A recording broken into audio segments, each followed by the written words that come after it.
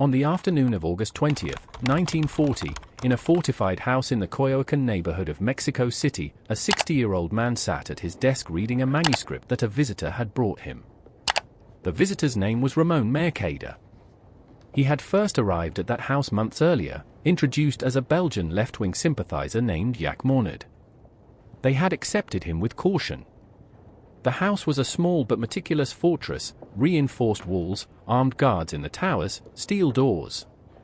Just 3 months earlier, in May, a 20-man command armed with machine guns had broken in before dawn and fired hundreds of bullets into the bedroom where the owner slept. The man had survived without a scratch.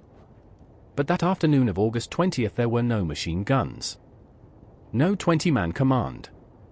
There was one man sitting across from him, apparently nervous, waiting for him to read a few pages.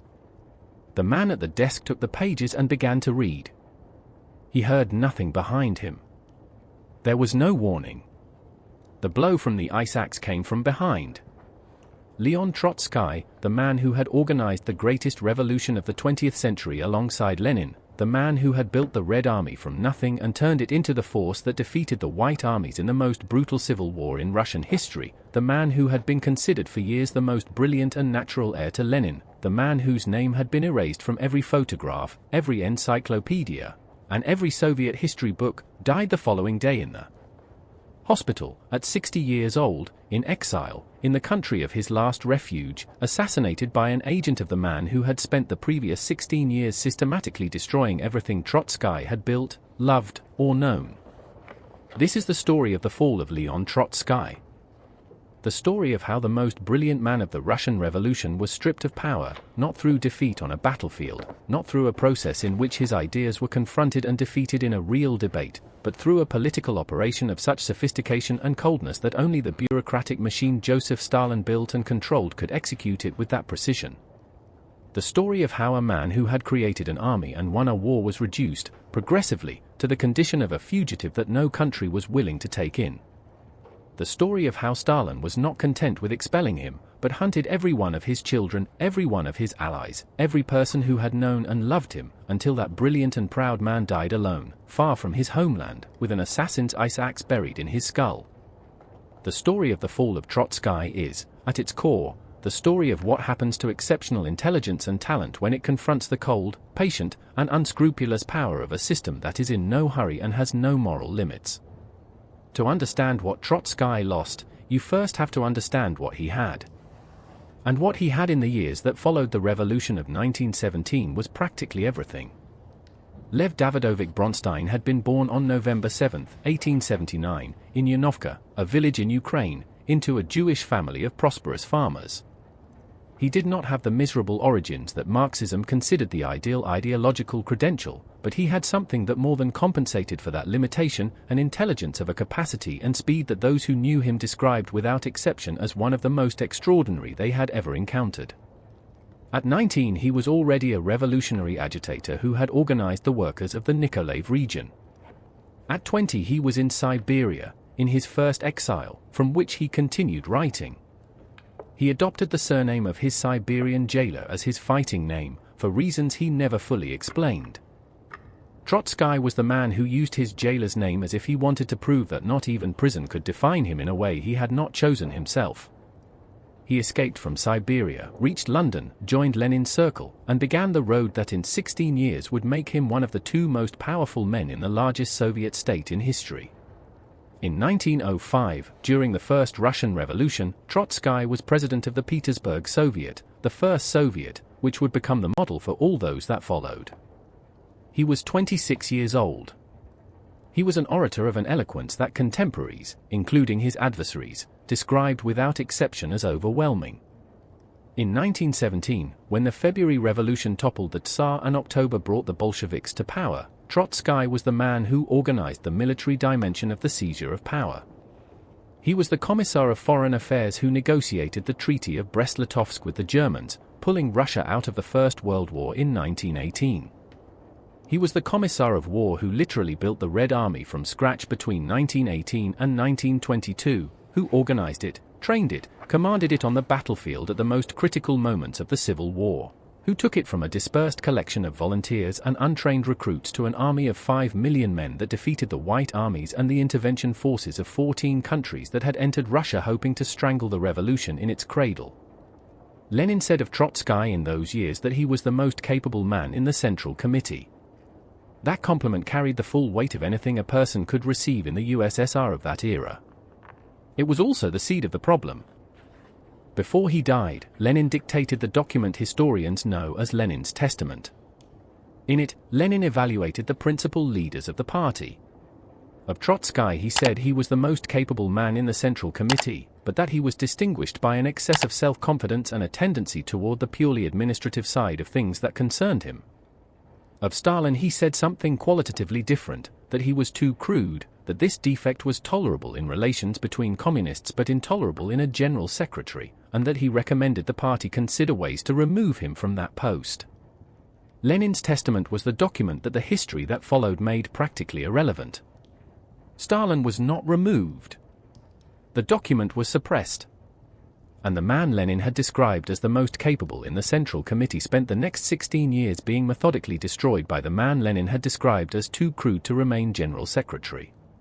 When Lenin died on January 21, 1924, Trotsky was on a train heading to the Caucasus, recovering from a chronic illness that had weakened him at the most critical moment of the political struggle that was approaching. Some biographers have noted that the decision to continue south rather than return to Moscow for Lenin's funeral was a political error with significant consequences.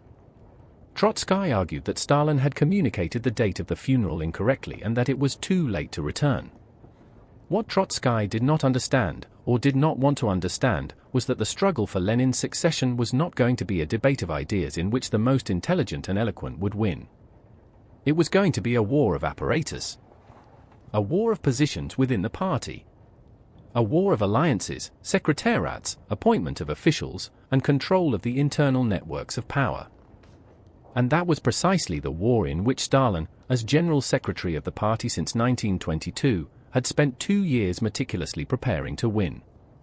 Stalin had used those 2 years to build a network of loyalties inside the party apparatus that was invisible from the outside but was in reality the most powerful mechanism that existed for controlling the system's decisions.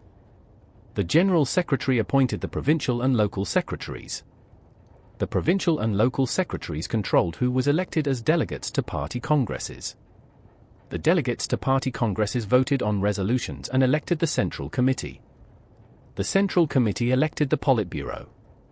It was a chain of control that Stalin had built with patience and with the understanding that real power in a single-party system resided not in debates, but in controlling the procedures that determined who could participate in those debates and with what result. Trotsky, a brilliant polemicist, an exceptional writer, an orator who could move crowds, was exactly the type of politician that system of apparatus control could destroy. His brilliance was, in a certain sense, his vulnerability. A man who trusts the force of his arguments to win political battles is not prepared for a system in which arguments are not what determines the outcome. In 1925, Trotsky was forced to resign as Commissar of War. It was the first of the positions of power he would lose in what would become a rapid succession of institutional defeats. He lost control of the army he had created. The most powerful instrument he had built was handed to men loyal to Stalin. In 1926 he was expelled from the Politburo. In November 1927 he was expelled from the party. In January 1928 he was internally deported to Alma-Ata in Kazakhstan, at the opposite end of the country. It was the methodical and calculated progression of a destruction that never reached direct violence, but used party procedures as its instrument: resolutions, votes, expulsions, transfers. Each step was formally a party procedure. Each step was, in reality, the expression of the will of one man who controlled the procedures and used them to eliminate his adversary in the most systematic way possible. In February 1929, Trotsky was deported outside the Soviet Union. It was the first time a first-rank Bolshevik leader had been expelled from the country. Stalin offered him the option of going to Turkey. It was not an option Trotsky could refuse. The alternative was indefinite prison or something worse. He arrived on the island of Principe in the Sea of Marmara in early 1929.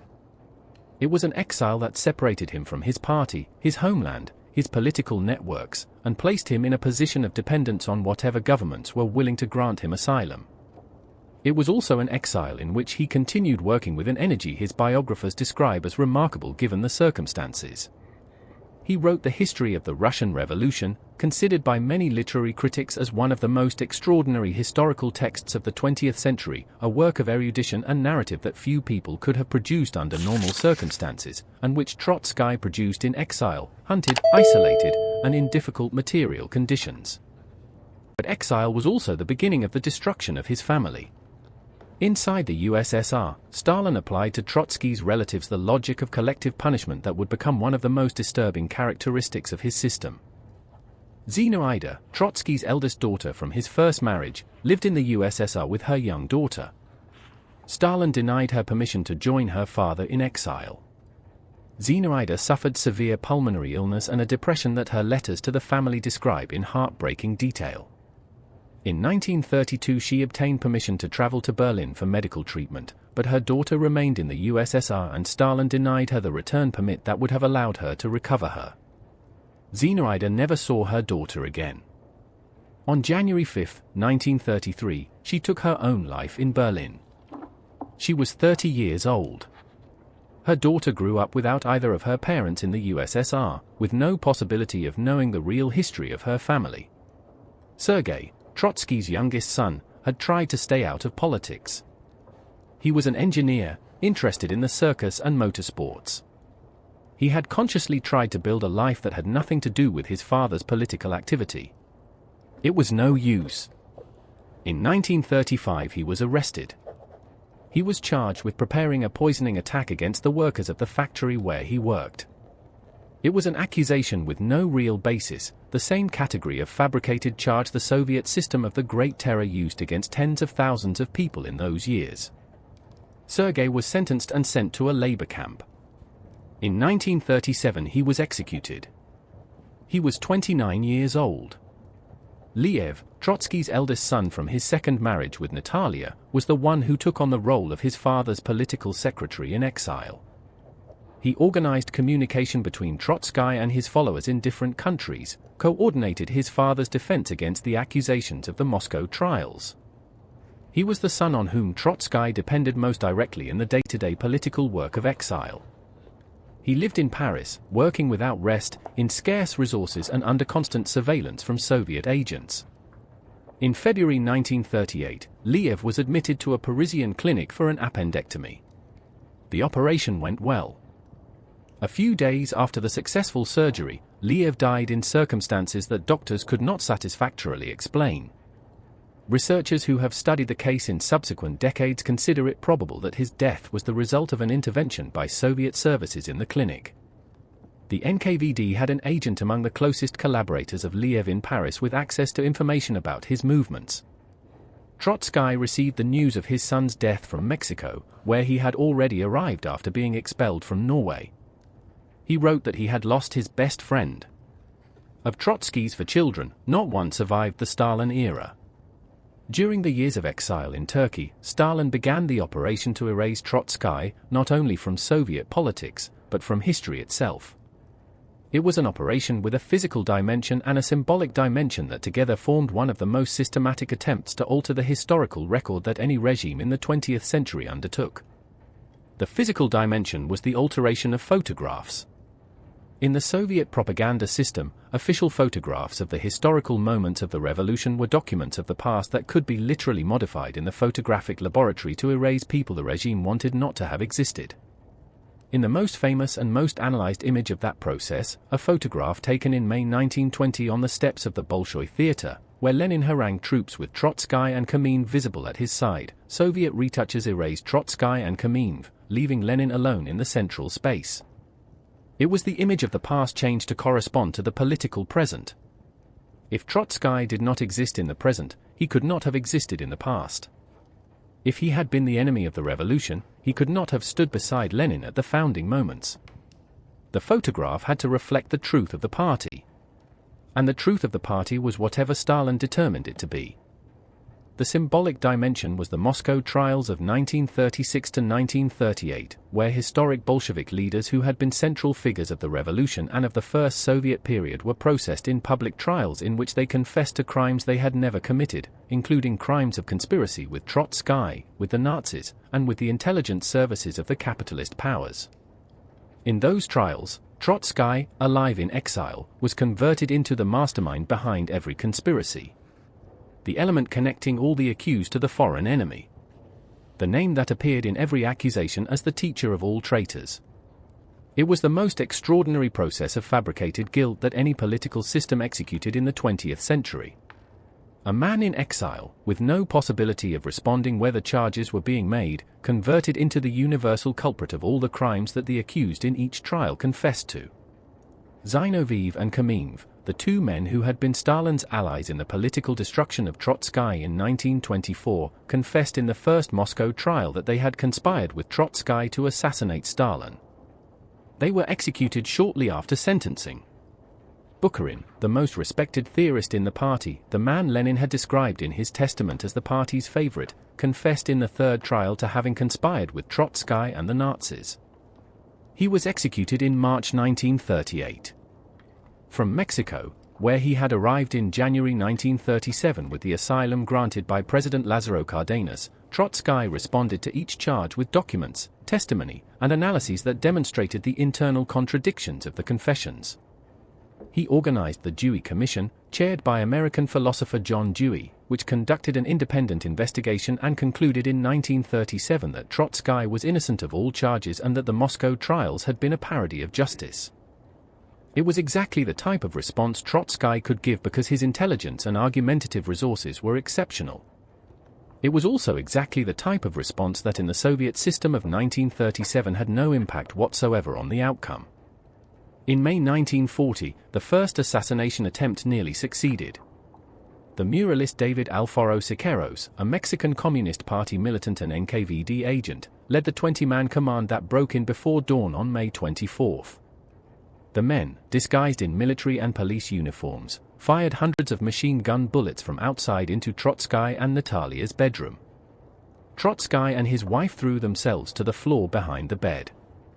Not a single bullet hit them. Trotsky survived. And during the 3 months that followed, while the house was reinforced and security procedures were revised, the agent Stalin had prepared with greatest care was completing the infiltration that would culminate on August 20th. Ramon Mercader was a 27-year-old Spaniard, son of a Catalan communist militant named Corredor Mercader who had been recruited by the NKVD during the Spanish Civil War. Ramon himself had been trained by Soviet services for years. He had constructed a false identity as a Belgian activist named Jacques Monod and had seduced one of the secretaries in Trotsky's circle as an instrument for penetrating the household. The operation that culminated on August 20th was the result of months of gradual infiltration. Mercader had visited the house multiple times. He had built what appeared to be a relationship of trust with some of its inhabitants. He had presented political texts for Trotsky to review. That day he brought a new article. And he also brought an ice axe, a short-handled mountaineering tool, hidden under the raincoat he wore despite the August heat. When Trotsky leaned over the manuscript, Mercader brought down the blow. The blow was not immediately fatal. Trotsky, gravely wounded, struggled with his attacker. He shouted for his guards to enter. Mercader was captured in the hallway before he could escape. Trotsky was taken to the hospital with a skull wound that doctors spent hours trying to stabilize. He died the following day, August 21, 1940, at 7:25 in the evening. The operation had been known inside the NKVD as Operation Duck, Operatia Upka in Russian. Its code name was perhaps the final insult. The man who had built the largest army of his era, the most brilliant orator of the revolution, the theorist whose works were read across the world, reduced in the files of the apparatus that killed him to a duck that needed to be hunted. Ramon Mercader was tried in Mexico and sentenced to 20 years in prison, the maximum penalty Mexican law allowed. He revealed neither his true identity nor his connection to the NKVD throughout the entire process. He served all 20 years and was released in 1960. He traveled to the Soviet Union, where he was received with honors and awarded the Medal of Hero of the Soviet Union, the highest distinction the Soviet state could bestow. He lived the rest of his life between Moscow and Havana, where he died in 1978. Corredod Mercader, his mother, who had participated in planning the operation, fled Mexico after the attack and arrived in the Soviet Union, where she was also received with honors and awarded the Order of Lenin. The legacy of Leon Trotsky is one of the most complex and debated of the entire political history of the 20th century. He was a man who shared the responsibilities and errors of the first years of Soviet power, who had ordered the suppression of the Kronstadt sailors in 1921, who had defended the militarization of labor in the post-war period, who had a conception of socialism that in many respects reproduced the same structures of command and discipline he would later criticize when Stalin used them against him. But he was also the man who denounced from the very beginning the bureaucratic degeneration of the party, who saw decades in advance that Stalinism was a betrayal of the project the revolution had proclaimed, who paid for that lucidity with exile, with the loss of all his children, with permanent persecution, and with death at the hands of an agent of the system he had so relentlessly criticized. Too brilliant to survive in the system he had helped build.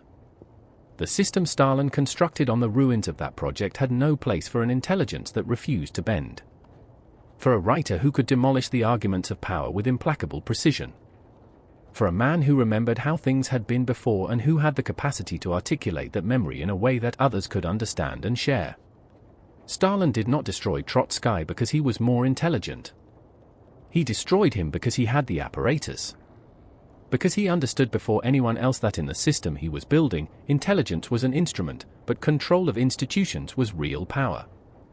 And because he was infinitely more patient, colder, and more willing to eliminate without scruple any obstacle in his path. Natalia Sadova, Trotsky's widow, survived her husband by 16 years. She died in Paris in 1962. She was buried beside Trotsky in the garden of the house in Coyoacan, which today is the Leon Trotsky Museum, one of the most visited museums in Mexico City. In the garden of that house there is a simple tomb. Above it, a stele bearing the hammer and sickle, the symbol of the revolution that Trotsky helped make. The revolution that destroyed him. And the revolution whose history is still being contested in libraries, in classrooms, and in the conversations of those who believe that understanding what happened in the 20th century is still a necessary task for understanding the world in which we live. Tell us in the comments, do you believe Trotsky would have built a different socialism from the one Stalin erected? Or were the problems of the Soviet system so deep that any leader would have ended up in the same place? Because the history of Leon Trotsky does not offer easy answers. And that is precisely what makes it worth remembering.